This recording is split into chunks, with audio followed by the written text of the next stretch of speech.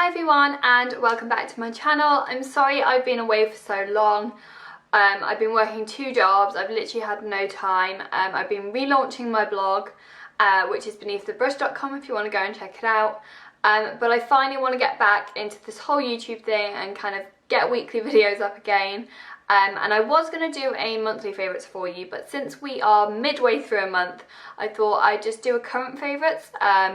So just what I'm loving at the moment, what I'm enjoying, skincare, makeup, and just share those with you. So I'm just going to get straight into it without kind of chatting too much, because I always end up chatting too much along the way anyway. So first is, you will have seen so many people talk about it, is the Pixi Glow Tonic. So basically this is just an exfoliating toner that's going to help to even out your skin tone, brighten, and kind of help any blemishes too. And I've been using this since January, and this is just a small 100ml size, and I've still got half left. So I feel like if you get one of these, they will last you a really long time, so they're definitely worth it. And yeah, I just take this a few times a week on a cotton pad and just whiz it over my face after cleansing, and it helps to keep my skin and texture a lot better. I have noticed that I had some pigmentation before from using benzoyl peroxide for acne, and I have noticed that that pigmentation is now slowly starting to fade away, and it's probably down to products like this, kind of gently exfoliating the skin and getting rid of those layers. But yeah, really nice, definitely worth the investment. There's so much hype around it, but this one, the hype is real.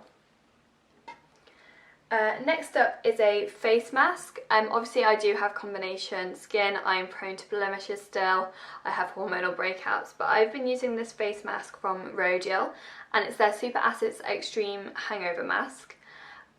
Basically, long story short, it's a clay mask which helps to get right into your pores and cleanse your skin, but it also helps to hydrate and brighten. So why I love this so much is because it's a clay mask that doesn't really dry out your skin. A lot of people with oily combination skin think drying out is what you need, but more often than not that just kind of creates the production of more oils. So the fact that this leaves my skin really nice and healthy after is really good. And it's been working a treat. I use it once a week. I love the packaging, and it's just really easy to use. You know, a lot of masks come in like pots where you have to like dip your hand in. This is just really nice because I just squeeze it onto my hand, apply it where I need it, and kind of bob's your uncle. But yeah, I really recommend that. It is £45, so it is quite expensive, but if you're willing to invest in like a Glam Glow mask or anything like that, this is personally better for me than the Glam Glow Youth Mud one, the, you know, the white one, which everyone raves about. I think this is better, and I've tried both, so that is that. Next up is a brand called Mario Badescu. You've probably heard of it for its infamous drying lotion, which I have here. So basically what this is, it's like a sulfur paste, I think, something like that. Anyway, you dip it in, you dip a cotton bud in and kind of dab the lotion around your face. I'll show you what it looks like. I'll try and find the seal. So if you can see, it kind of has this pink lotion sat at the bottom. So what you do is you dip your cotton bud in all the way to the bottom here and kind of dab that around your face. I've seen, I bought it because Desi Perkins uses it all the time. If you follow her on Snapchat, she's really funny. And also recently Kylie Jenner has featured it on her app. So it's only about £12.50. So it's really great value. I'm just going to put it on the floor. But basically it's really hard to get hold of in the UK. You can buy it online now, which is great, but if you wanted to pick it up in store, I think it is only available in Harvey Nicks at the moment. So obviously depending on where you live in the country, it's quite hard to get your hands on it, but it's definitely worth getting. And I also picked up from the same brand an eye cream, and I picked up their hyaluronic eye cream. So hyaluronic acid is basically an acid which holds 1,000 times its weight in water. So basically it's just really nourishing and hydrating, and it's what your body naturally creates. But I was using a different eye cream before, and I just felt it was too heavy for my skin. I've developed a couple of, you know, like milias, like calcium spots, because the products were too heavy, which does happen to me quite frequently.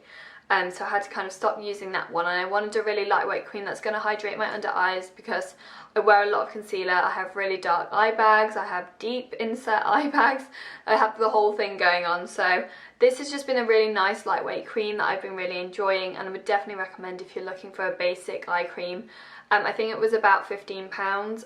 It's definitely worth it, and I've been using that day and night, and it has been making my concealer look so much more, don't know why I went so high pitched then, so much more flawless than it has been previously, so definitely praising that. I fell for the hype of the Nivea Men Aftershave Balm. It is so worth it, I'm not gonna lie. It's £5.99, the smell is a bit funky, and the packaging is kind of, you have to pour it, it's kind of like a hard, it's not a squeezy thing, which I didn't realise before I bought it, but it is a really, really good primer, and it's for sensitive skin, and it's meant to help kind of calm your sensitivity over time as well, so it's kind of nourishing your skin whilst priming. I go in once I've moisturised and kind of pat it into my skin and blend it around, and it goes a little bit tacky, which is, it creates a really nice base, and my makeup has been staying on a lot better at work in the week, so it must be down to that, so I applaud it. Get yourself some aftershave balm. Doesn't smell the best, like it smells like Guys. So the fade on your face, the smell on your face does fade. It's literally when you're just applying it you can smell it, and then after that I don't anymore. So definitely recommend that. Next up is a beauty brand that is Drugstore. I wanted a foundation that I was gonna be able to use on an everyday basis without using my expensive ones, because I don't really want to waste them when I'm sat in an office all day. And I was recommended the Bourjois Healthy Mix Foundation, which I have to say I have been completely loving. I have it on now. It just creates a really nice healthy glow to your skin, and sorry, I'm just reading it here, I just forgot I'm talking to you. Basically it says healthy mix. I was looking at the bottle like, why can't I read it? I'm reading the French side of the bottle, so let me just turn that around so I can read the English side. It said Radiance Reveal Healthy Mix Healthy Glow Flawless Complexion for up to 16 hours hydrated and luminous skin. Basically I have combination skin, so I normally tend to avoid anything that says radiance, luminous, all that kind of stuff, because I think it's going to make me look more oily than I need to be. But this foundation sits so nicely on the skin. It's been lasting really well, it blends well, it's a really good colour match. I use the shade 54. It's medium to full coverage, which I really like because it's really hard to find that in the drugstore. But yeah, I can't really rave about it enough. I've been using it every day. I also mix it with my NARS All Day Luminous sometimes, because that's quite a drying foundation. Like by the end of the day you look a little bit dry, so I like to mix the two together to get the best of both worlds. And yeah, I would say it's the best drugstore foundation I've tried. I haven't tried the new reformulated L'Oreal True Match, so I might love that too, but this is so good. And with that I did like a little boot sweep too, as you know, you can't resist those. I've been using the powder for a few months now, so as you can see I've hit pan completely here, it's around the edge, I'm just waiting for it to break off and flake away. But again, really nice setting powder, not too heavy, quite finely milled. I use it under my eyes and through my T-zone. I've been trying to use less setting powder in the past few weeks because I realised I was looking like my eyes were really dry, like because I wasn't using the right eye cream, the right concealer, and then I was just looking cakey and just gradually looking worse and worse throughout the day. But I've recently found a new combination of concealers that work amazingly for me now. I've kind of figured out what I need to do. The first one that I go in with in the two-step system is this LA Girl Pro Conceal. I ordered this after seeing numerous YouTubers use it, and I got the shade Creamy Beige, which I thought was going to be a lot lighter than it actually is. When this arrived on me, this is actually more of a corrector shade. It's a really nice lightweight consistency, so if I did have the correct shade for a concealer I probably would just use it on its own. But I've been using this as a corrector, as it's like kind of peachy, orangey tone. I've been applying this under my eyes and then going in with this Bourjois Radiance Reveal Concealer. I don't know if it's new to the Bourjois range, but I haven't actually seen it before, but it's in this really nice sleek packaging. Really nice for brightening the under eye area and adding a little bit of coverage, but not too much. But since I have my dark circles kind of under control from the LA Girl concealer, this looks amazing, and it's really lightweight under my eyes. I think I've just been using concealers that are too heavy, too drying for my under eyes, because I am so aware of them. Like I do get really dark hereditary circles, I do have deep eye bags, and I just try and mask that all the time with the heaviest products possible that is not the best route. If you are kind of in that same situation as me, have hereditary dark circles or just dark circles from no sleep, definitely try getting a good eye cream and then using two lightweight products to correct and just brighten your under eye. I've noticed a huge difference, like throughout the day my under eye concealer isn't creasing as much, it's not looking as cakey, it's not looking as dry. I literally can't rave about it enough. I might even do a video to just demonstrate to you how I use them. But yeah, so easy to use, so affordable. I mean, the LA Girl concealer is only like £5, and then the Radiance Reveal I'm guessing is about 6 or 7. I got it in a 3 for 2. But yeah, cannot rave about that combination enough. The last thing I have to mention is the Anastasia Brow Wiz. So I was using the Rodial brow, same type of thing, brow stick, let's call it, which I really liked, but it did seem to run out quite quickly. I know I do kind of a full brow, as you can see, but I didn't expect it to run out as quickly as it did. So that one was £22, I think.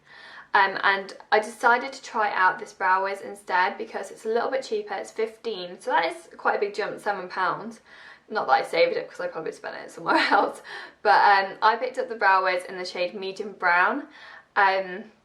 It is quite hard to know what shade to get. I really lamely, I got the same shade as Kim Kardashian because I saw that Makeup by Mario uses medium brown on her, and I know she has dark hair, dark brows, so I thought it would match, which it did luckily. But they have so many colour options, which is kind of really good but really bad at the same time, because if you're buying online you don't know what to use. I actually went into store, Brow Limited in London. I think they have 2 branches, one in Covent Garden, one in Canary Wharf.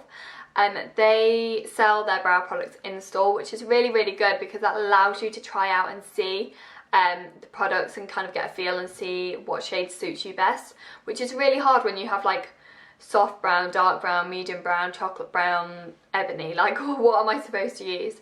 So I would definitely recommend going in and kind of looking at the shades in real life if you can, if you're based in London or you're visiting at any time. But yeah, I have been loving that. I find it a lot harder to apply than the Rodial one. I don't know if it's just because I'm used to the size and the shape of the other one. Hopefully I'll get a bit more into the flow of things.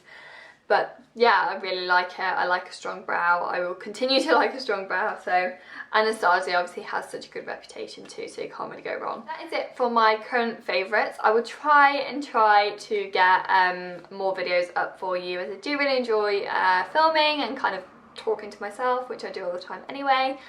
So yeah, if you like any of these products or have any recommendations or just think of something that I might like, please comment below and don't forget to subscribe if you haven't already. Thank you so much for watching. I will see you in the next video. See you soon.